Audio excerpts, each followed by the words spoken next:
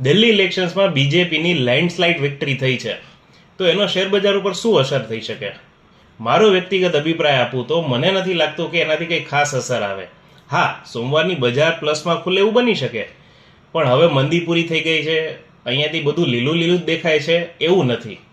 બજેટમાં ફાઇનાન્સ મિનિસ્ટરે 12 લાખ સુધીની આવક પર ટેક્સની રાહત આપવાનું એલાન કર્યું હતું, તો પણ બજાર ગ્રીન ઝોનમાં નહોતું ટેક્યું. અને જો 5 વર્ષ પછી આરબીઆઈ વ્યાજ દરમાં કાપ મૂકી બજારમાં લિક્વિડિટી લાવતી હોય તો પણ બજાર સ્ટ્રોંગ ગ્રીન ઝોનમાં ના ટકી શકે. તો દિલ્હી ઇલેક્શન્સથી કંઈ ખાસ બજાર ઉપર ફેર પડે એવું મને નથી લાગતું.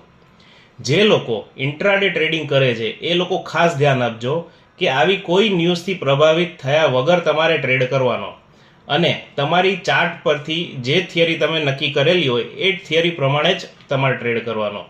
અને ટ્રેડિંગ માટે જો તમે સારો બ્રોકર, જોરદાર એપ્લિકેશન શોધી રહ્યા છો તો લિંક નીચે ડિસ્ક્રિપ્શનમાં આપી છે. અકાઉન્ટ શનિ રવિ પણ ખુલશે.